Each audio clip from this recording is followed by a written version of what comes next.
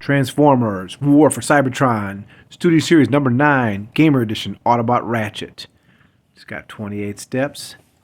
It's got some awesome art in the box. Get him out of his packaging. Comes this little instruction booklet here. Probably really hard to follow. Got this nice display base here. Some of the game graphics behind there. And here's all what he comes with. You can see he's got his 2 weapons.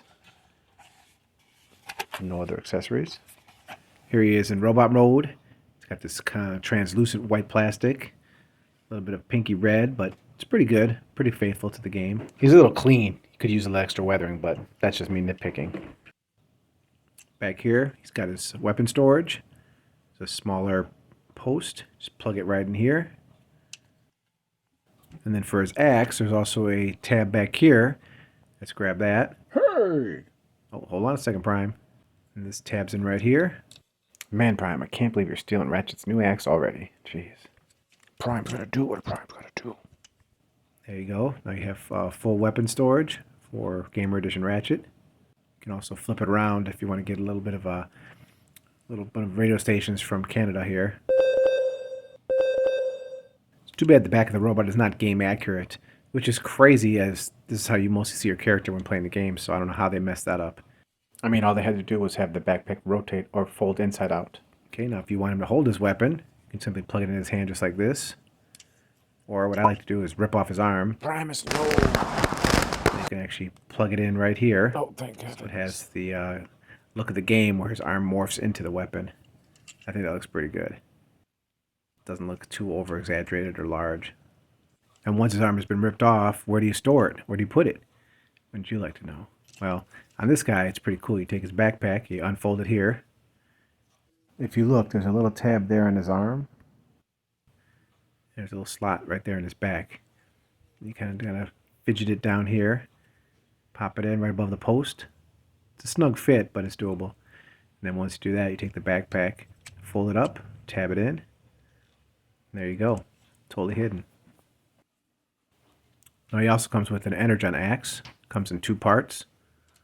And that you take that and you slide the handle part up into his hand. It's a bit tight, but that's alright. And you take this part, you pop the top of the axe on. There you go, you're ready to lay some waste. Oh my lord, that is beautiful. Oh, much too cool for you. Give me that. No, wait a second. Oh, come to daddy. Oh, this is wonderful. Where have you been all my life? Oh, come now, Ratchet. You knew that Prime was going to take that axe. Okay. Articulation. The head can move left and right. Oh, RC, is that you? The shoulders, the shoulder pads actually, they're on these little ball joints and they can move up and down. The actual shoulder can rotate upward and do full 360. It's got some bicep swivel here. We got an elbow bend. It's actually got wrist rotation. It's long gorilla arms. It's got some waist rotation here. It's kind of got an ab crunch if you dislocate this backpack thing here, but it can be done for any kind of dynamic poses you'd like. Just pop them back together. As far as the legs, kick forward. Then kick back. Go out to the side. No thigh rotation. No, but he does have upper knee rotation right there. It's got a knee bend. And as far as his feet, if you unlock it, he does have ankle tilt, a toe pivot, but that's about it. There's no rotation or swivel on the feet, which kind of sucks. Oh, and as far as the backpack here, there's really nothing you can do there. For size comparison, here he is with the War for Cybertron Deluxe Class Optimus Prime. And yeah, see, he does look really good with that axe. You know it, baby. This goes to show you the difference between Voyagers and Deluxes from back in the day. Now here is a Deluxe Class Ultra Magnus. This is when they started getting smaller. Hasbro started shrinking down the Deluxes. This is the War for Cybertron Megatron Deluxe Class. You can see he's about the size of a Voyager nowadays. I like this version better than the new version. And here we have the awesome Planet X Vulcan. This is a Fall of Cybertron Grimlock that they released. Fantastic figure. They look great together. And then we can't forget the biggest and the baddest. This is the Fall of Cybertron Combaticon set. This is the Platinum Edition of Bruticus.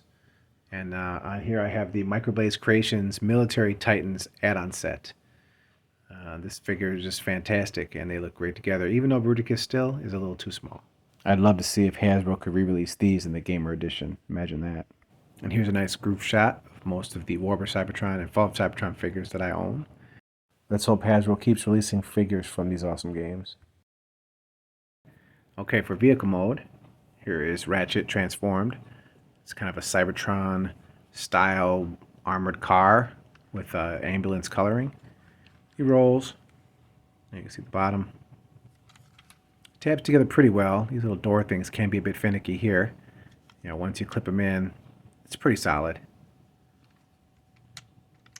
I like how he's really wide though. It's pretty impressive. It looks just like he did in the game.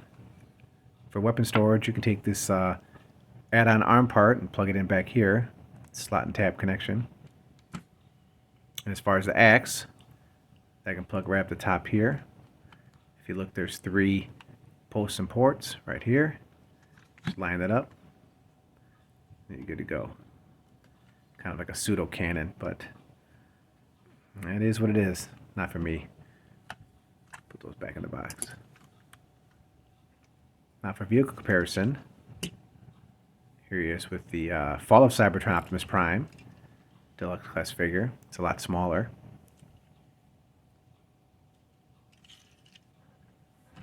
Here is the War for Cybertron Deluxe Class Bumblebee.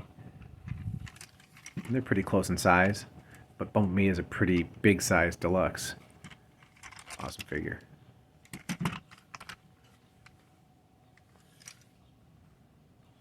Here is the Fall of Cybertron Soundwave. And this is a deluxe class. Once again, he's almost the same size as the Voyager classes of nowadays. And then here is the deluxe class War for Cybertron Optimus Prime. They look really good together. There's a bottom shot. Yeah, this is one of the coolest Optimus Prime molds. A little finicky to transform, but still pretty awesome. Alright, let's do some transformation to get him back into robot mode. First, we're going to untap these feet here from the bottom. They pig into the bottom of the vehicle and here in 2 spots. Just do that. Then we come around here. We grab this little top light section here. Yeah, unclip it, fold it up, and separate these 2 halves. And we'll take these feet, fold the feet back down. Once you do that, you'll be able to grab onto the leg and swing the leg outward. Just like this. Do it on both sides. You can take the most finicky part. We fold these white panels inward and collapse this whole part here into the back of the leg. Take this part here and kind of accordion it up. Fold that inside. And you got to make sure these tabs line up. There's 4 tabs and 4 slots to the front of the leg. Close that up. There we go. We'll do this side as well. Same thing. Fold this white part inward. Take the whole piece. Fold it inside the leg. Take this part, accordion it up. And the most important thing is take this little hinge. Make sure it's folded all the way inward. Same thing with this side here. Fold this all the way in as far as it'll go. You'll know it's right when these tabs line up perfectly right here. And you snap that together. Rotate these knees. There we go, legs are all done. Okay, for the upper body here, we'll take these fender parts, we'll untap them from the arms here, just pull them forward a bit. Then we'll take the centerpiece, untab it, just fold this back out of the way for now. We'll untab these arms, they tab into the side of the car here and here. Untab it. Fold this part down. The shoulder pads have to be in this kind of position to fit around the abdomen, so we'll flare those back out. Fold this part all the way back up. And as far as these arms, we'll just take them and yank them upwards Rotate the waist. We'll bring the shoulders all the way up until they lock into place. Do it on this side as well. And take these funky red joints here. Take this hand off for now. Pop that up. You can see we'll do that until it clicks. There we go. The bicep is now locked. We'll put this hand back on. Do the same thing on this side. Raise it up until it clicks. We'll reorient the shoulder. Fix this arm. This arm doesn't pop off, so no worries. We'll take these shoulders and we'll kind of move them around, put them above each of the arms like this. I'm surprised these don't pop off the ball joints. They did a pretty good job with that. And then now for the backpack, we'll just fold these two parts inward. Then we got some slots and tabs. We'll fold this and lock it in place. And that's it. Back into robot mode. And it's a decent transformation.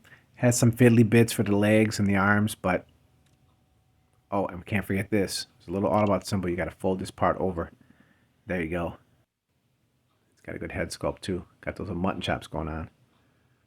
So overall, should you get them? Well, if you're into the War for Cybertron and Fall of Cybertron video games, then you definitely have to add this guy to your collection. I've been waiting for years for them to release a Ratchet, and we know that an Ironhide is coming. So let's cross our fingers that we get a new Jazz, a Warpath, some Dinobots, and of course the missing Insecticons, as well as Jetfire and a new Fall of Cybertron Megatron. Fingers crossed.